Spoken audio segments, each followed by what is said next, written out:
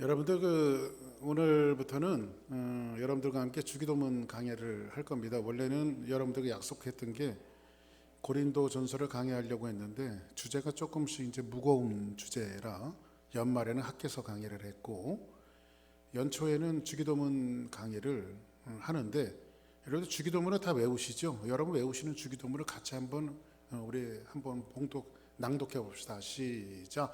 하늘에 계신 우리 아버지여, 이름이 거룩히 여김을 받으시오며 나라 임하옵시며 뜻이 하늘에서 이룬 것 같이 땅에서도 이루어지리이다.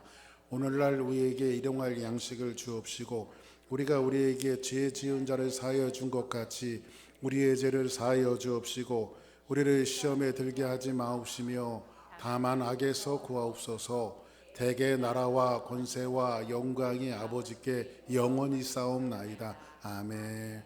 옆에 분들하고 인사해서 참 잘했습니다. 시작. 예. 여러분들이 참 유일하게 달달달 외우는 성경 구절 중에 하나죠. 이게요. 자, 오늘은 그래서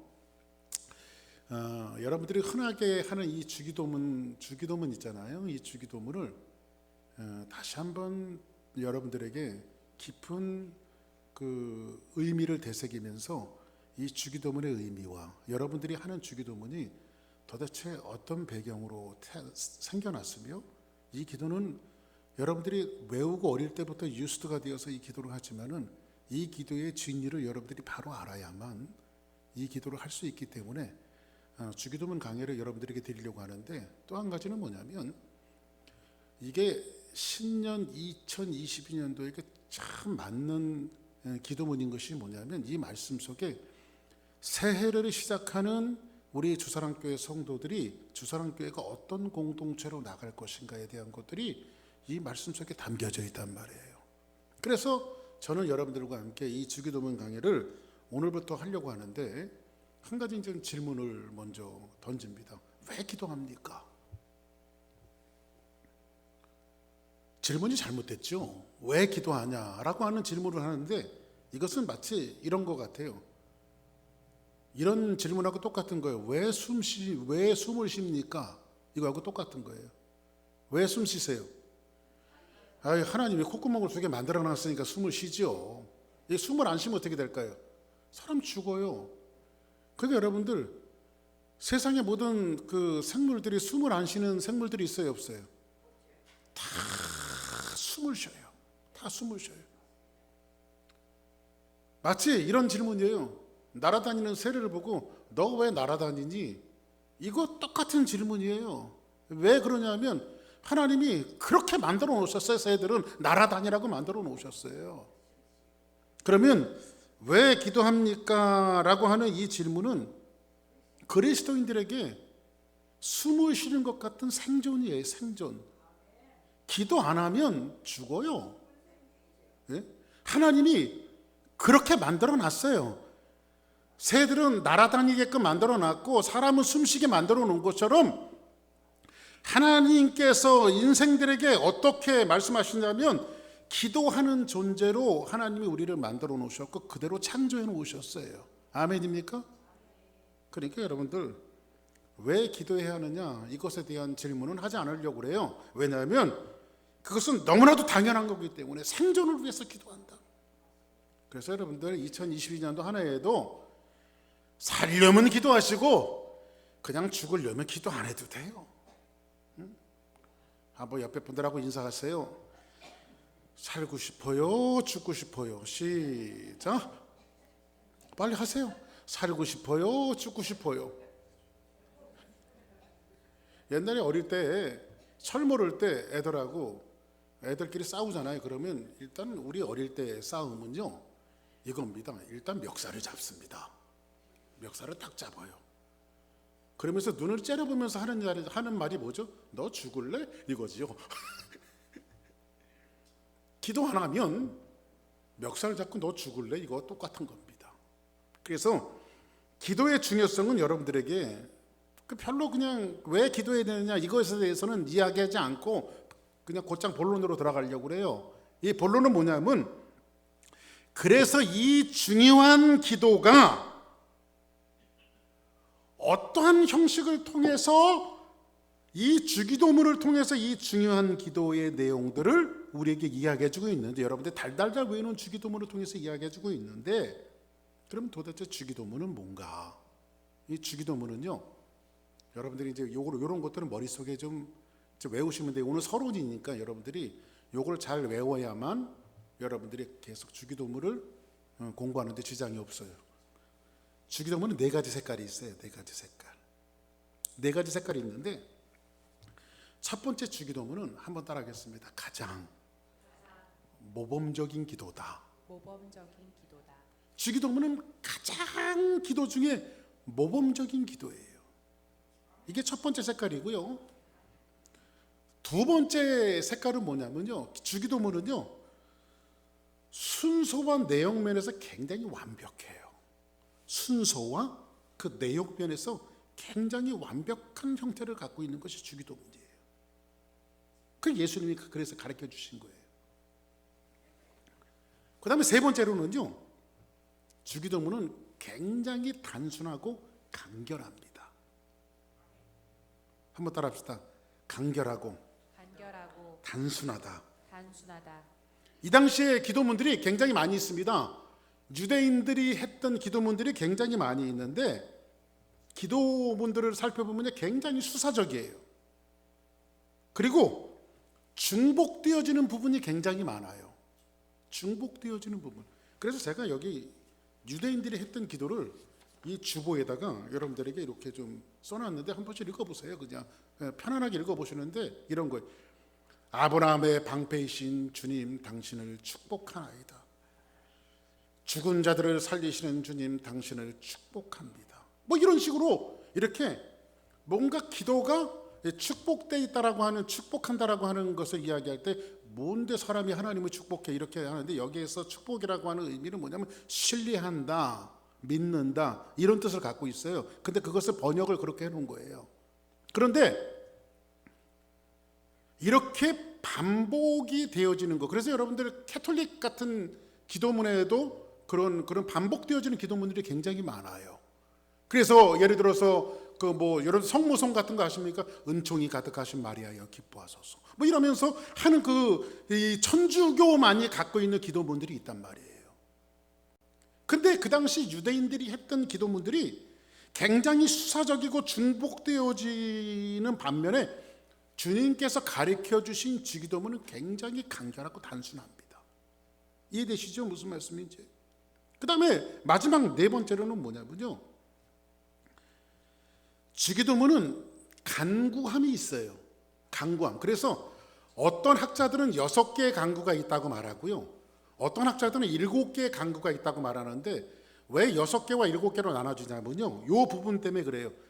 우리를 시험에 들게 하지 마옵시고 악에서 구하옵소서. 그래서 7개로 이야기하는 사람은 우리에게 시험이 들게 하지 마옵시고, 그 다음에 다만 악에서 구하옵소서. 이렇게 이것을 나눠 놓을 때에 7개의 간구가 된다라고 말하는데, 사실 전통적인 견해에는 이것이 한 문장입니다. 우리를 시험에 들게 하지 마옵시고 다만 악에서 구하옵소서. 그래서 전통적인 견해는 7개의 간구라기보다는 6개의 간구가 있는데, 요 6개의 간구 중에 3 간구는 하나님에 대한 거예요. 하나님에 대한 것이고, 나머지 3번대로는 인간에 필요한 간구로 이야기하고 있어요. 그래서 여러분들, 우리가 우리의 필요한 것들을 간구하면 굉장히 세속적이고 저급한 기도로 우리가 이야기하는 사람들이 있는데, 그렇지 않고, 하나님은, 예수님은 이 말씀 기도를 가르쳐 주는 곳에서 여러분들의 개인적인 간구와 필요에 대해서 간구하라고 가르쳐 놓으셨어요. 근데 여기에서 3가지 개인적인 간구가 있는데, 첫째로 인간적인 간구의 첫 번째로는 양식의 문제, 빵의 문제예요. 빵의 문제는 그냥 요즘 같이 특히 미국 사회에서 이렇게 잘 사는 세상에 하루 양식이 없어서 못 먹고 사는 세상은 아니잖아요. 근데 예수님 당시 때는 하루 양식이 없어서 못 먹고 사는 사람들이 많았거든요. 그래서 예수님이 말씀을 증거하실 때 허다한 무리들이 예수님을 쫓아다니는 것은 예수님이 말씀이 좋아서 쫓아다니는 사람도 있었지만은요, 적어도 예수님의 말씀을 들으면 꼭 끝나고 난 다음에 빵을 줬거든요. 그러니까 마치 그런 거예요. 우리 어릴 때는요, 길가에 헌혈차들이 있었어요. 헌혈차. 근데 헌혈을 하면 꼭 우유하고 빵을 줬어요, 옛날에. 그래서 우리 친구들하고 가다가 야, 우유하고 빵 먹고 가자. 그 피 뽑고 우유하고 빵 먹었던 그런 시절들이 있었어요, 한국에서. 근데 예수님 당시 때는 빵의 문제가 굉장히 힘들었기 때문에, 그래서 오병이어의 기적과 물고기 2마리와 보리떡 5개로 5,000명을 먹이시고 사병이어의 기적, 근데 예수님께 4,000명을 먹이시고, 이런 기사들이 성경에 나와 있는 것은 뭐냐면 예수님을 쫓아다닐 때에 사람들이 일용할 양식을 위해서 쫓아다니는 사람들이 있었단 말이에요. 그래서 첫 번째 강국은 양식의 문제인데, 오늘날 시대에 살아가는 이 양식의 문제는 함께 식사라기보다도 여러분이 먹고 쓰고 마시고 하는 이러한 필요에 대한 것들을 하나님 앞에 간구하는 범주 속에 속해요. 이해되시죠? 그 양식의 문제고요. 두 번째 간구의 문제는 뭐냐면, 이것은 인간이 노력하고 애쓴다고 될 수 있는 문제들이 아니에요. 그것이 뭐냐면, 사람은 죄인이며 그것을 용서할 수 있는 분은 하나님이라는 거죠. 그래서 우리가 죄를 고백하고 하나님 앞에 용서를 구하는 거. 그래서 사람들은 이 용서를 날마다 구할 때에 하나님의 미쁘심을 통해서 우리가 죄 용서함을 받을 수 있는 거예요. 그래서 인간의 필요를 구하는 것은 죄에 대한 고백과 거기에 대한 용서, 이것이 두 번째 간구고, 맨 마지막에는 우리의 안전을 보호해 주십시오. 교통사고 보호해 주시고, 우리 자녀들이 오늘 학교 가는데 하나님 안전을 지켜주시고, 또 우리가 지금 살아가고 있는 모든 세상에 얼마나 힘들고 어려워요. 그러니까 요즘에 또 코로나 형국 아닙니까? 이 코로나로부터 우리를 지켜주시옵소서라고 하는 이 안전한 간구. 그러면 이게 이제 서론 부분에 속하는데, 다시 한번 정리를 해볼게요. 주기도문을 이해하기 위해서. 주기도문은 4가지 색깔이 있다. 그렇죠? 4가지 색깔이 있는데, 첫 번째는 가장 모범적인 기도며, 두 번째는 뭐라고 그랬어요? 순서와 내용 면에서 가장 완벽한 구성을 갖고 있고, 네 번째는 뭐예요? 단순하고 간결하다. 그 당시에는 굉장히 수사적이고 긴 기도들이 많았는데 단순하고 간결하다. 그 다음 네 번째는 여기에는 간구가 있는데, 인간의 간구 속에는 3가지 간구가 있다. 첫 번째는 빵의 문제와, 두 번째는 죄의 고백과 용서에 대한 문제, 그 다음에 마지막에는 안전과 보호. 이것이 어디에 담겨져 있다? 여러분들이 지금 아까 이 말씀을 듣기 전에 같이 봉독한, 같이 여러분들이 외웠던 주기도문 속에 이 모든 것들이 담겨져 있다는 거예요. 이해되시면 아멘 하시기 바랍니다. 자, 그러면 이제 곧장 본론으로 한번 들어가 봅시다. 본론에 들어가니까 오늘 이제 본문의 11장 1절에 있는 말씀인데, 오늘 같이 한번 보겠습니다. 시작. 예수께서 한 곳에서 기도하시고 마치심에 제자 중 하나가 여짜오되, 주여, 요한이 자기 제자들에게 기도를 가르친 것과 같이 우리에게도 가르쳐 주옵소서. 자, 그러면 주기도문은 사복음서에 마태복음 버전이 있고요, 마태복음에 나와 있는, 즉 여러분들이 주로 외우는 그 주기도문은 마태복음에 나와 있는 형태의 그 주기도문입니다. 그리고 오늘 여러분들이 봉독한 누가복음 버전이 있어요. 그러니까 마태복음과 누가복음에 그 주기도문이 기록이 되어져 있는데, 이 두 주기도문이 똑같은 것 같아도 살짝 목적과 구조가 좀 다릅니다. 마태복음 버전의 구조가 조금 다르고요, 여러분들이 오늘 본문으로 삼은 누가복음 버전의 이 주기도문의 목적과 구조가 좀 달라요. 마태복음의 그 구조는 어떻게 되어 있냐면 이런 거예요. 예수님께서 첫 번째 외치셨던, 공생애를 시작하면서 첫 번째 외치셨던 복음은 회개하라, 천국이 가까웠느니라. 그리고 나서 공생애를 시작하시면서 비로소 입을 열어 가르쳐 가라사대, 심령이 가난한 자는 복이 있나니 천국이 저희 것이며, 애통하는 자는 복이 있나니 저희들이 위로를 받을 것이며, 온유한 자는 복이 있나니 저희가 땅을 기업으로 받을 것이며, 이런 여러분들이 말하는 산상수훈이라고도 이야기하고 산상보훈이라고도 이야기하는 이 산상수훈에 대한 내용들이 담겨져 있는데 뭐 그런 거죠. 누가 오리를 가자고 하는 자 심리까지 가져와라. 응? 누가 너희들의 겉옷을 달라고 하는 자 속옷까지 대어줘라. 뭐 이런 예수님의 산상수훈에 대한 이야기를 하시고, 예수님이 그렇게 천국에서 살아가는 공동체의 삶의 원리를 산상수훈과 산상보훈에서 말씀하시고 나서 하나님 나라의 윤리와 삶의 가장 결론적인 부분을 뭐로 마무리하시냐면 주기도문으로 마무리하셨어요. 그러니까는 예수님의 산상수훈에 대한 그 어마어마한 그 내용들을 내가 지금까지 이야기한 것은 바로 이거다라고 하면서 너희들은 이렇게 기도해라 하면서 하늘에 계신 우리 아버지의 이름이 거룩히 여김을 받으시오며 나라의 마옵시며 이것으로 그 결론을 맺으셨단 말이에요. 이해되시죠? 마태복음의 주기도문은 그런 구조로 되어져 있어요. 저를 반짝반짝거리는 눈으로 쳐다보셔야 됩니다. 왜 이게 아무나 가르쳐 주는 게 아니거든요. 전입관 가르쳐 주니까. 자, 왜냐하면 제가요, 이게 30대의 거달기식으로 제가 이 주기도문을 강의한 적이 있는데요. 제가 적어도 거의 뭐 20여 년이 흘러갖고 주기도문을 다시 강의하려고 공부를 하면서 기도하면서 이걸 하다 보니까요, 제가 30대에 강의했던 주기도문은 완전히 무식한 목사였어요. 제가. 그러니까 여러분들은 조금은 유식해진 설교를 하는 거니까 여러분 잘 들으셔야 돼요. 자, 그러면 그 마태복음의 구조는 그렇게 되어져 있는데, 오늘 여러분들에게 본문으로 삼고 있는 누가복음의 11장 1절부터 4절까지의 이 주기도문 버전은 뭐냐면, 주기도문 자체가 갖고 있는 중요성에 대해서 기록을 하고 있어요. 주기도문 그 자체가 갖고 있는 중요성에 대해서. 자, 그러면 주기도문을 강의하는 가운데 여러분들 마태복음의 주기도문과 누가복음에 이 내려져 있는 이 그 주기도문을 이 두 개판을 이렇게 좀 같이 좀 이렇게 믹서를 해갖고 여러분들에게 이제 비교를 해가면서 여러분들에게 강의하는 내내 여러분들에게 말씀을 드릴 겁니다. 자, 그러면 오늘 말씀은 이런 겁니다. 예수께서 한 곳에서 기도하시고 이렇게 말하죠. 한번 따라합시다. 예수께서 한 곳에서 기도하시고.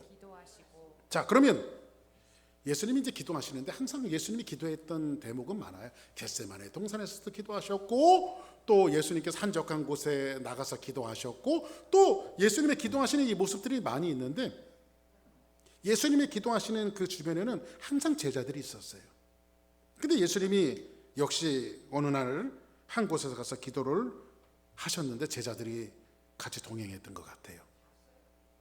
그리고 기도하시고 나서 기도를 마치시니까 예수님을 쫓아왔던 제자 중에 하나가 예수님께 왔어요.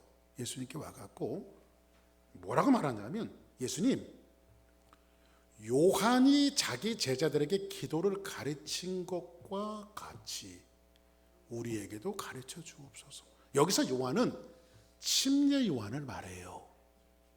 그냥 예수님의 제자 요한을 이야기하는 것이 아니라, 마가 요한을 이야기하는 것이 아니라 침례 요한을 이야기해요.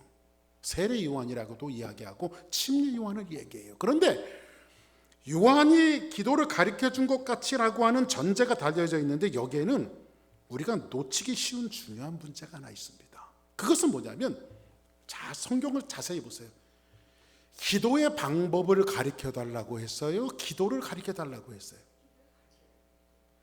기도의 방법이에요? 아니면 기도예요? 기도 자체죠.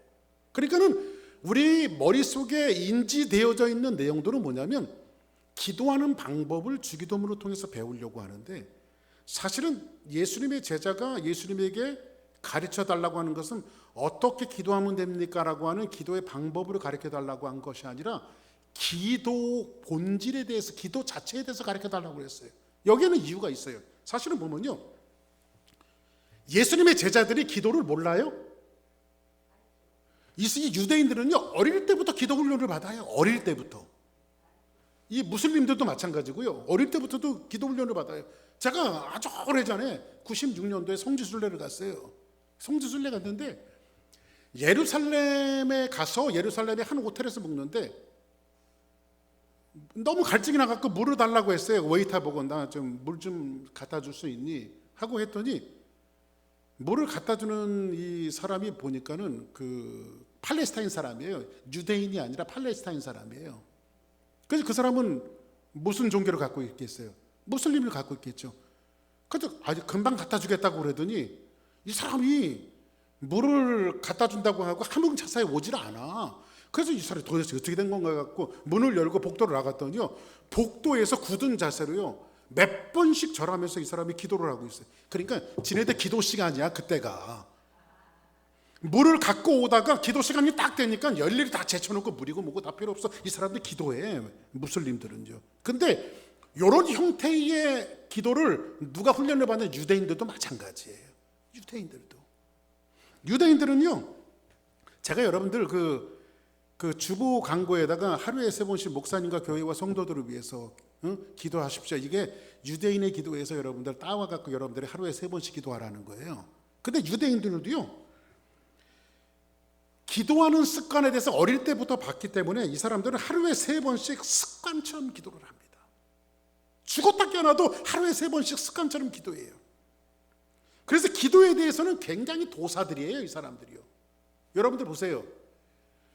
기도를 중간에 그냥 어쩌다가 전도돼서 뒤집어져서 예수님 믿고 온 사람하고 어릴 때부터 교육을 받아서 신앙인의 가정에서 교육을 받아서 기도하는 사람들하고 기도하는 내용들을 보면요, 약간 좀 수준차가 나요. 기도하는 내용들을 보면. 그 수준차가 왜 나냐면,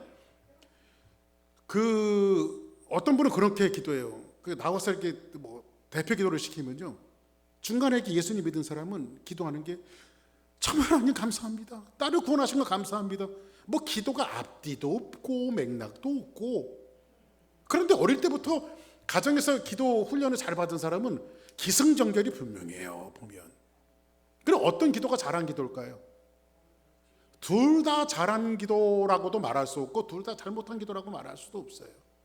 여긴 기도에 대한 훈련이거든요. 근데 적어도 유대인들은요, 기도에 대한 훈련들이 어릴 때부터 되어져 있는 사람들이 바로 유대인들이에요.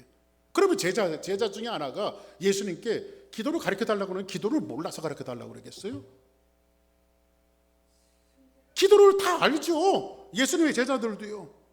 근데 유대인의 기도에는 몇 가지 오류가 있어요. 그 오류가 뭐냐면 외식적인 기도예요. 외식적인 기도는 뭐냐면 이 사람들은 말하자면 이런 거예요. 기도를 하는데 저 사람이 보니까 기도하는 척 하는 거예요. 목사님이 이제 이런 겁니다. 여기서 이제 무슨 볼일 보고 있다가 우리 교인이 딱 들어와. 그럼 나도 기도하는 척 해보는 거예요. 그러면 교인들이 볼 때 우리 목사님 항상 기도하시는구나. 목회하다 보니까 그럴 때도 있었어요. 사실은 고백하는 겁니다. 뭐 저같이 솔직한 사람이 어디 있겠습니까? 기도하는 척. 이게 뭐예요? 외식적인 기도지요. 또 어떤 기도가 있냐면요, 금식하는 척. 그러면 금식하는 목사님이 얼굴이 수축해지셨네요. 예, 제가 신령이 돼서 금식하는 중입니다. 입을 그냥 그럼 뭐 이렇게 외식하는 거죠. 외식하는 거. 그리고 이 사람들의 기도문은요, 대부분 기도문을 외워서 하는 겁니다. 외워서. 그러니까 여러분들 보세요. 신앙생활 오래 한 사람들이 기승전결이 분명해도 여러분들이 기도하는 내용들을 볼 때 어떤 면에서 보면은 타상에 젖어서 나오는 기도들이 사실 많을 때가 있어요, 없어요? 있죠. 그러니까는 오늘 이 말씀 속에서 오늘 예수님께 기도를 가르쳐 달라고 했던 그 의미는 이 제자 중 하나가 이게 보니까는 예수님이 기도하시는 것이 좀 범상치가 않아요. 자기네 기도와 뭔가 다른 것 같아요. 이 사람들이 자기네 기도는 뭐냐면 외워서 기도하니까 이런 거예요. 그래서 예수님이 너희들 기도할 때 중언부언하지 말아라. 중언부언 속에 원어 속에 담겨져 있는 의미가 어떤 모습인지 아십니까? 애들이 옹알이 하는 거예요. 옹알이. 애들이 아기 때 보면요, 엄마가 까꿍 그러면 뭐라고 소리를 하는데 그걸 알아듣지도 못하고 자기도 무슨 말을 하는지도 모르고 괜히 입에서만 옹알옹알 거리는 거, 이게 여러분 중원병원은 하는 기도예요. 옆에 분들하고 한번 얘기해 보세요. 당신은 옹알이 합니까? 시작. 이게 중원병원 하는 기도예요. 그런데 자기네 유대인들이 갖고 있었던 기도의 형태들이 그런 기도를 하고 있는데, 제자들이 예수님을 쫓아다니면서 예수님이 기도하시는 모습을 보고 충격을 받아요. 예수님도 똑같은 유대인이고 어릴 때부터 자기네들을 갖고 똑같은 기도의 훈련을 받았을 터인데, 예수님이 기도하는 모습을 보니까는 자기네들이 기도하는 것과는 전혀 다른 기도를 하고 있어요. 마치 호흡을 주고받는, 호흡을 내쉬며 마시는 것 같은 이 살아있는 기도를 드리는 것 같고, 그 어떤 외식적이고 의식적인 것이 아니라, 기도문을 외워서 하는 것이 아니라 그냥 누군가 대화하듯이. 그래서 기도는 하나님과 대화라고 말씀드렸잖아요. 누군가 대화하듯이 기도하는 이 모습을 보면서 자기네들이 어릴 때부터 배워왔던 기도와는 본질적으로 다른 기도를 누가 하고 있냐면 예수님이 하고 있는, 저거 뭐 하는 거지? 여러분들 마치 그 옛날에, 아주 옛날은 아니죠, 뭐 불과 한 10여 년 전일까요? 여러분들이 그 잘 아시는 한국의 유명한 가수 중에 서태지와 아이들이라고 하는 가수들이 있죠. 난 알아요 이렇게 부르는 사람들이 있잖아요. 근데 서태지와 아이들이라고 하는 사람이 무슨 어떤 처음에 나왔던 프로그램이 무슨 오디션 프로그램이에요. 오디션 프로그램인데 거기서 서태지가 랩이라고 하는, 그러니까 짓거리는 듯한 노래를 불렀을 때에 앉아있는 심사위원들이 충격을 받았어요. 이건 노래가 아니다. 그래서 막 혹평이 져준데 어디서 그따위 노래를 배워왔냐 이거지. 이건 노래가 아니다. 그런데 그것이 막 뭐랄까요, 그 대중들과 그 시청자들에게 막 영향을 받으면서 그때부터 서태지와 아이들이 그 짓거리는 듯한 랩을 하면서 노래가 뜨기 시작하면서 서태지와 아이들이 됐단 말이에요. 이게 뭐 똑같은 예가 될런지 모르겠지만은 예수님이 기도하는 이 모습을 보고 제자 중 한 사람이 봤는데, 이거는 좀 자기네들이 그동안 배워왔던 기도와는 전혀 다른 형태고, 예수님의 대화, 이 기도는 호흡을 주고받는 대화 같고, 또 예수님의 기도는 뭔가 좀 살아있는 듯한 기도 같고, 자기네 기도는 뭔가 외워서 하나님 앞에 그냥 올려드리는 건데 뭔가 대화를 주거니 받거니 하는 이런 기도의 형태를 보고 이 제자 중 하나가 충격을 받아요. 그리고 나서 이 제자가 저 기도는 도대체 뭘까? 내가 예수님의 제자가 되어서 예수님의 나라를 꿈꾸며 지금 쫓아가고 있는데 예수님의 나라에는 저런 기도를 해야 되는 것이 아닌가 하면서 거기에 대한 목마름을 가지면서 제자 중 하나가 청원하기를 뭐라고 말하냐면, 예수님, 지금까지 우리는 기도하는 방법을 배워서 기도를 했는데 방법이 아니라 당신이 하는 그 기도를 나한테 가르쳐 주면 안 됩니까? 이것이 그 주기도문이 탄생되어진 배경이란 말이에요. 그래서 여러분들 2022년도를 시작하면서 우리 주사랑교회가 이렇게 예수님이 기도하는 이 기도의 영적인 기도에 대한 영적인 목마름들이 제자가 목마랐던 것처럼 이런 목마름들이 있기를 주의 이름으로 축복합니다. 아멘. 그러면 여기에 조금 아까도 말씀드렸다시피 전제가 있었죠. 그냥 기도를 가르쳐 달라고 하면 되지. 여기서 뭐라고 말해요? 침례 요한이 자기 제자들에게 기도를 가르쳐 준 것 같이. 그러면 예수님에게 원하는 기도는 예수님이 하시는 그 기도를 배우고 싶긴 한데 지금 누구를 모델로 삼고 있어요? 침례 요한이 자기 제자들에게 기도를 가르쳐 준 것 같이라고 하는 수식어가 들어있어요. 이거는 여러분들, 요거는 이제 이 말씀을 이해하기 위해서는 그 당시 유대인들이 살았던 배경을 조금 아셔야 돼요. 그 배경은 이런 겁니다. 당시의 유대인이라면요, 예수님 시대의 유대인이라면 최고로 고조되어 있고 심화되어 있던 사상이 메시아 대망 사상이었어요. 메시아 대망 사상. 왜 그러냐면요, 로마의 철권 정치 앞에서 유대인들이 핍박을 받고 있었어요. 그런데 이 기간이 오래되어지면서 지금 원수들이 괴롭히는 것은 참을 수 있는데 동족들이, 그래서 그 대표적인 사람들이 삭개오 같은 사람들이잖아요. 삭개오도 유대인이잖아요. 동족들이 노마편에 서갖고 백성들의 피고름을 짜는 거예요. 그러면 이런 놈들은 메시아가 와야 된다. 이런 놈들은 메시아가 오셔서 다른 나라를 갖고 오셔서 나라를 회복해서 단죄를 해야 된다. 거기에 또 한 가지 덧붙인 것은 뭐냐면, 위로를 받으러 가야 할 종교 지도자들조차도 퇴색이 되어지고 타락해서 이 민중들과 백성들의 위로를 받을 구석들이 없었어요. 전혀. 그러니까 예수님 당시 때는 사람들이 이런 나쁜 놈들은 그 방법, 단죄할 수 있는 방법은 메시아의 나라가 와야 된다. 그 예언, 아브라함과 이삭과 야곱에게 예언하셨던, 다윗에게 예언하셨던, 선지자들에게 예언하셨던 그 메시아가 오셔야만 이 고통과 어려움 속에서 우리를 건져내고 저런 그 매국노들, 잘못된 인생들을 타파하시고 하나님의 나라를 세우셔야 된다라고 하는 이 메시아 사상이 최고로 고조되어 있던 시대가 어떤 시대였어요? 예수님의 시대였단 말이에요. 그래서 나름대로 그 나라를 꿈꾸면서 사람들이, 같은 생각을 가진 사람들이 모이기 시작했어요. 진짜로 실질적으로 같은 생각을 가진 사람들이 메시아의 왕국을 꿈꾸면서 모이기 시작했던 이 사람들이 있었는데, 그 사람들이 성경에서 말하는 바리새파며, 그 사람들이 사두개파며, 그 다음에 또 하나가 있었는데 에세네파 같은 이런 사람들이에요. 근데 이 사람들은 바리새파도 그렇고 사두개파도 그렇고 에세네파도 그렇고 메시아의 나라가 오면 자기네들은 그 나라에서 어떤 백성으로 살겠다라고 하는 고백의 기도들을 나름 만들었단 말이에요. 이 무슨 말씀인지 알죠? 바리새파는 바리새파대로 기도를 만들고, 사두개파는 사두개파대로 기도를 만들고, 에세네파는 에세네파대로 기도를 만들었는데, 여기 에세네파 같은 경우는 굉장히 금욕주의자들이에요.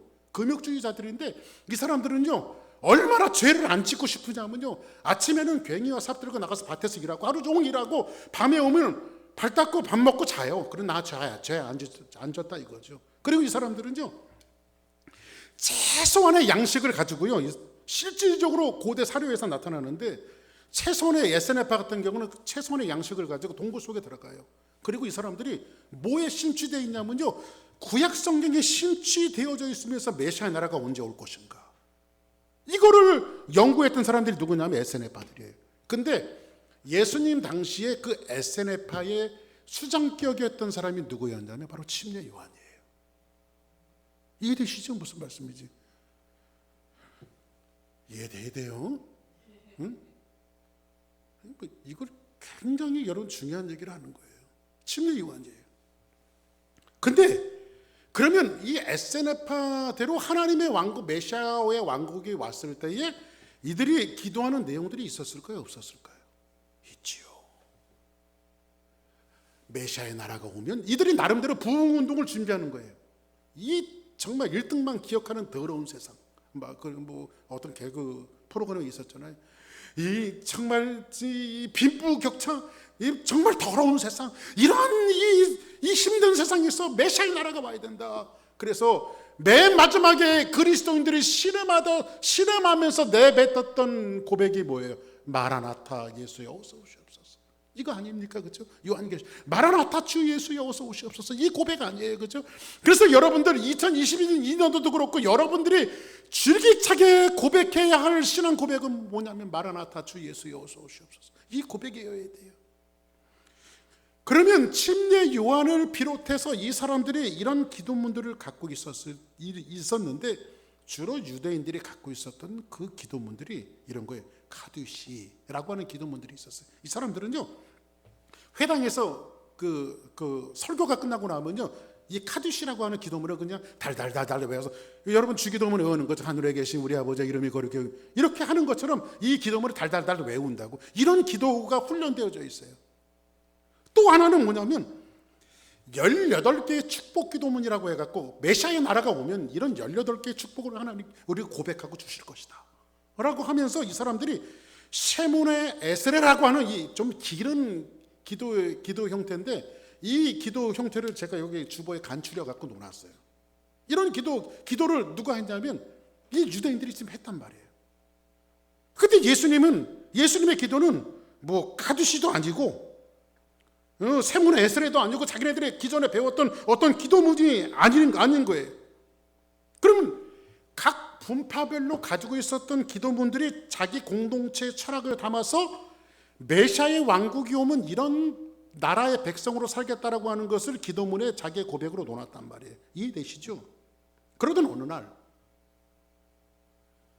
그 당시 SNF 수장격이었던 침례 요한이 자기 제자, 침례 요한을 따르는 제자들과 침례 요한의 출현은 굉장히 그 당시에 파격적이었어요. 왜 그러냐면 말라기 선지자가 오고 난 다음 400년 동안 하나님이 선지자를 내보내지 않았어요. 그래서 이 400년간은 신학적으로 뭐라고 말하냐면 침묵의 시기라고 말해요. 하나님이 침묵하셨다. 왜? 하나님의 말씀을 선지자를 통해서 이야기했는데 한마디도 하지 않는 거예요. 그런데 400년의 공백을 딱 캐고 선지자 한 사람이 나왔는데 그 사람이 침례 요한이에요.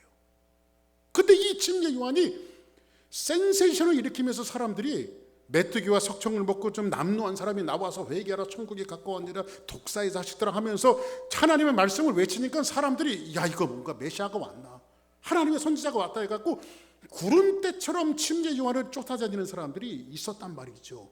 그리고 그 중에는 침례 요한의 문화에 들어가서 침례 요한의 제자가 된 사람들이 있었어요, 없었어요? 있었죠.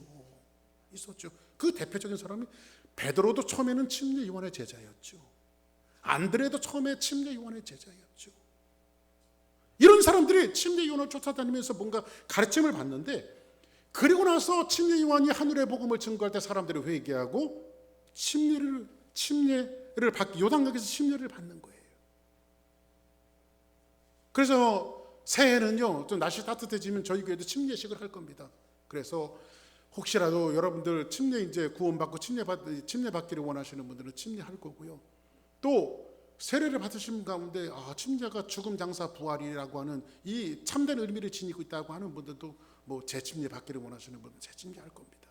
그런데 많은 사람들이 보는 앞에서, 많은 제자들이 보는 앞에서 침례 요한이 침례를 요단강에서 베풀 때에 예수님이 거기 등장을 하세요. 그리고 예수님이 하시는 말 뭐라고 말하죠? 그 침례를 내게도 베풀라고 말씀하시죠. 그때에 침례 요한이 나는 주님의 신들매를 드리게도 감당치 못하겠습니다라고 하는 고백을 하잖아요. 그리고 나서 침례 요한이 뭐라고 말합니까? 이 침례 요한이 선언과 같은, 많은 사람들 앞에서, 제자들 앞에서 선언과 같은 소리를 하는데 어떤 선언을 하시냐면 요한복음 1장 29절에 보니까 이튿날 요한이 예수께서 자기에게 나오심을 보고 이르되 보라 세상 죄를 지고 가는 하나님의 어린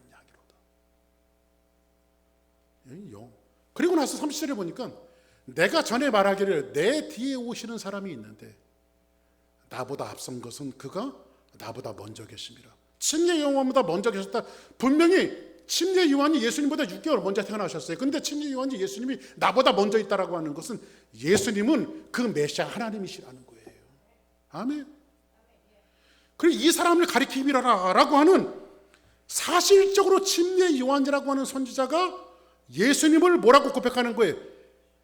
그 당시에 로마 시대 때에 메시아 대망 사상이 고조되어져 있던 많은 청중들 앞에서 너희들이 기다리던 메시아가 바로 이분이다 라고 하는 것을 선언하는 거죠. 이해되세요? 무슨 말씀인지? 나만 떠드는 건가? 이해되시죠? 굉장히 쉽게 설명하는 거예요. 근데 자, 그러면 메시아의 출현을 공식화하는데 요한의 제자들이, 침례 요한의 제자들이 서서히 누구에게로 이동하기 시작하냐면 예수님께로 이동하기 시작해요. 그리고 요한의 제자들은 어떤 파에 속해 있을까요? SNF파에 속해 있었을 거 아니에요, 그죠? 요한의 제자들이 예수님께 이동하면서 예수님, 그래서 이제 SNF파 이 사람들이 기도를 배웠잖아요. 침례 요한에게 기도를 배웠잖아요. 그러니까 침례 요한이 기도를 가리킨 것 같이 예수님을 중심으로 태어날 새로운 나라에 예수님의 철학을 담아서 기도할 그 내용을 우리에게 가르쳐 주십시오. 지금 이 얘기를 하고 있는 거예요. 그래서 주기도문이 탄생되어진 것이 이런 배경을 통해서 탄생이 되어졌다는 말이에요. 한번 따라하겠습니다. 처음 알았다. 그렇죠. 그럼 이런 배경에서 이 주기도문이 탄생이 되어지기 시작했는데, 자, 그러면 이 주기도문은 그래서 기도의 샘플이 아니라 앞으로 새롭게 도래할 공동체의 원리와 삶과 질서와 헌신을 담은 기도문이기 때문에 새로운 공동체의 사회혁명과도 같은 거예요. 다시 말씀드리면 오늘 2021년도를 보내고 2022년도라고 하는 새로운 새해를 맞이해서 첫 번째 주일 예배를 드리는 이 주사랑교회 공동체에게 어떤 공동체로 주님이 원하시는가를 이 기도문에 담고 있단 말이에요. 그래서 여러분들이 주기도문을 강의하는 내내 여러분들이 이런 공동체로 살아가겠다라고 결심하면 그것이 여러분들을 향한 주사랑교회를 향한 주사랑 공동체를 향한 주님의 명령이란 말이에요. 이 말씀이. 자, 그러면 우리에게도 기도를 가르쳐 주옵소서. 자, 보세요.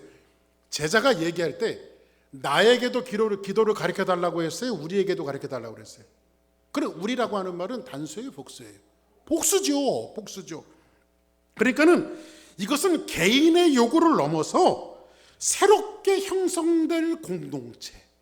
그러니까 주사랑교회라고 하는 우리, 교회 공동체라고 하는 우리들에게 하나님이 원하시는 기도의 내용이란 말이죠.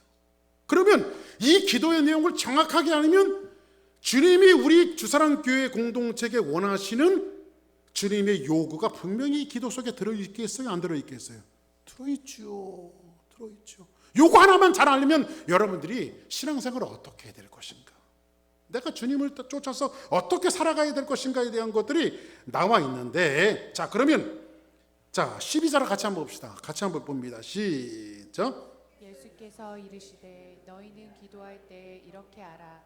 아버지여 이름이 거룩히 여김을 받으시오며 나라가 임하시오며. 여기 보니까는 너는 기도할 때예요, 너희는 기도할 때예요. 제자도 우리에게 가르쳐 달라고 했고 예수님도 너희라고 하는 복수를 쓰시면서 너희는 기도할 때에 이렇게 말합니다. 그러면 여기서 보니까 아버지의 이름이 거룩히 여김을 받으시오며, 주기도문은 아까 말씀드렸다시피 마가복음과 누가복음판이 있다고 말했죠. 이 두 가지를 잘 엮어서 만든 것이 주기도문이거든요. 복음적으로, 성경적으로. 그래서 주기도문은 굉장히 성경적이에요. 근데 아버지의 이름이 거룩히 여김을 받으시오며 이렇게 말합니다. 첫머리에 한번 따라하겠습니다. 하늘에 계신 우리 아버지요. 여러분 주기도문 할 때 뭐라고 말하죠? 하늘에 계신 우리. 그리고 여기 아버지라고 하는 것은 파테르라고 하는 말이에요. 파테르. 파테르라고 하는 말은 아람어로 뭐라고 말하냐? 아바. 한번 읽습니다. 아바. 아바라고 하는 말을 한국말로 번역하면 이거예요. 아빠. 아빠. 그럼 아빠라고 하는, 여러분들 보세요. 저는 어릴 때 저희 아버지가 옹알이 할 때부터 가리키기를 아빠라고 가리키지 않고 아버지라고 가리켜서 저는 아빠라고 하는 말을 한 번도 저희 아버지에게 쓴 적이 없습니다. 그래서 저희 아버지하고 저하고는 항상 거리가 있었어요. 그분은 제 아빠가 아니라 아버지셨어요. 그러니까는 엄마는 엄마인데 지금 내가 이게 50대 이제 후반으로 이제 치닫고 있으면서도 지금도 저희 엄마는 엄마입니다. 그래 엄마하고 친근하죠. 근데 아버지는 거리가 있어요. 근데 여러분들 여기서 보니까는 예수님께서 자기 제자들에게 기도를 가르쳐 주시고 공동체에 원하는 것은 뭐냐면 그 하나님의 이름을 우리말로 번역하면 아빠 이렇게 부르는 아빠. 그 굉장히 친근감이 있죠. 근데 우리말 번역에는 친근감이라고 하는 것들을 넣었지만은 여기에 더 함축되어 있는 파테르와 아바에 담겨져 있는 의미가 있어요. 이 의미는 어떤 의미냐면 이런 거예요. 존경심. 그분에 대한 존경심, 존중. 그래서 저희는 저희 아버지가 아버지라고 가르쳐주는 거리감이 있어서 저희는 자식 키울 때 자식하고 저하고 좀 거리가 없어야 되겠다 해갖고 저희 아들이 있지만은 아버지라고 가르쳐주지 않고 아빠라고 가르쳐줬어요. 아빠. 그 나이가 30이 됐는데도 저보고 지금 아빠라고 합니다. 그러면 친하다는 친구예요. 저하고 아들하고. 근데 저희 며느리가 이제 결혼을 해갖고 호칭이 있어야 될 거 아니에요. 근데 미국식으로 좀 싸가지 없게 규석 이렇게 부르면 기분 나쁠 것 같고. 그래서 제가 저희 며느리한테 가르쳐줬습니다. 뭐라고 불러야 되느냐.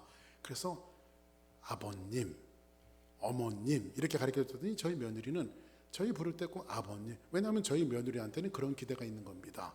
친근감도 있지만은 나는 너한테 존중받고 싶다라고 하는 의미로 아버님, 어머님 그럽니다. 그래서 저희 카이는 저보고 아버님 그럽니다.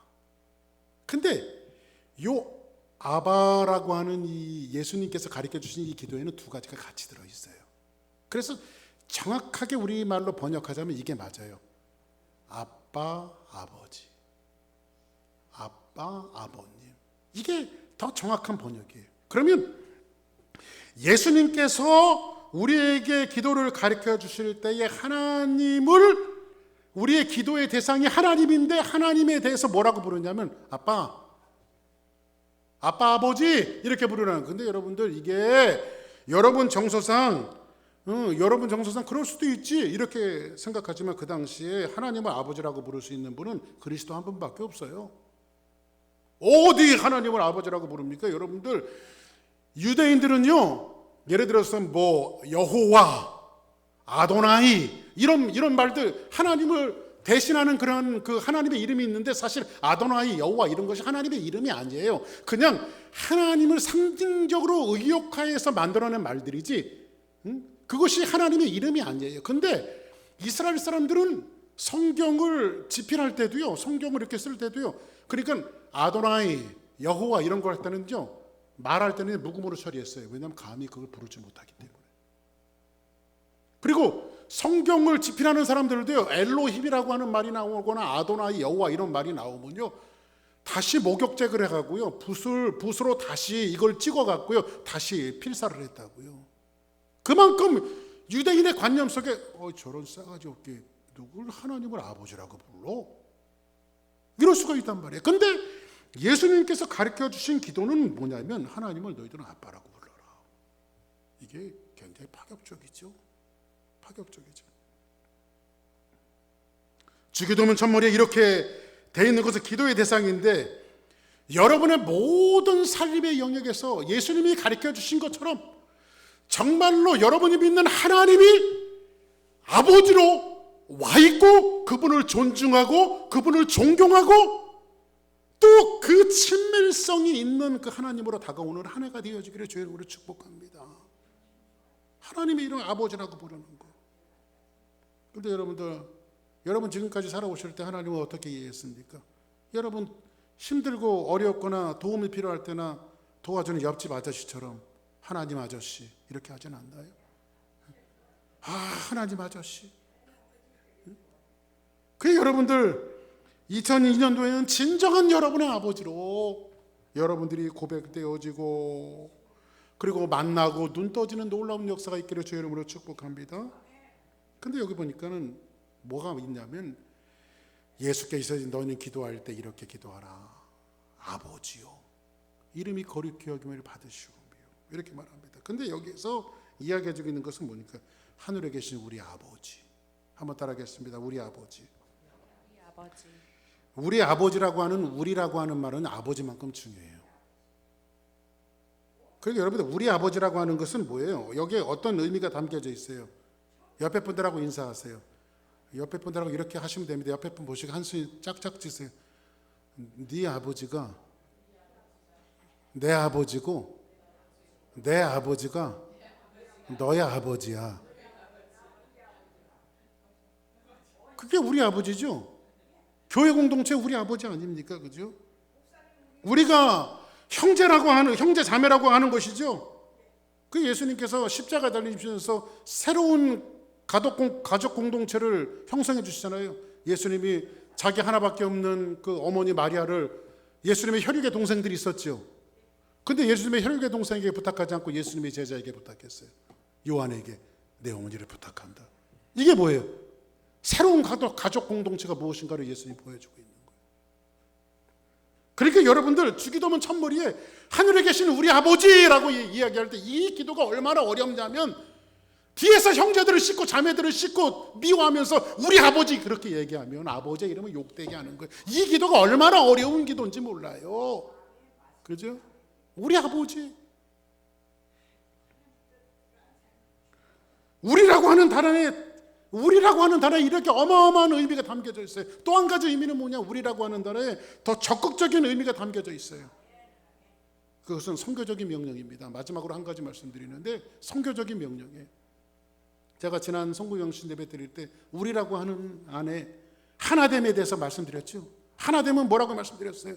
분열하지 말고 하나가 되라, 다투지 말고 하나가 되라. 이 하나됨이 아니라 하나됨은 뭐냐면 죽어가는 영혼들이, 교회 바깥에 있는 영혼들이 주사랑교회에게 애도 되어주고 자꾸 올 때에 하나가 되어지는 거예요. 그러니까 교회의 명령은 어떤 명령이냐면 주님이 오시는 그날까지 하나됨을 추구하는 교회가 정말 살아있는 교회예요. 2022년도는 우리가 하나님이 우리 아버지가 되려면 저 죄악에 이글거리며 죽어가는 많은 영혼들이 우리의 형제요 자매로 돌아올 수 있도록 이 선교적인 마인드를 놓쳐서는 안 돼요. 그래서 필리핀 아누나스 주사랑교회에 있는 그 형제들도 우리의 피부 색깔도 드리고 생김새는 다르지만 우리 아버지, 같이 우리 아버지를 모시고 있는 한 형제 자매예요. 아멘.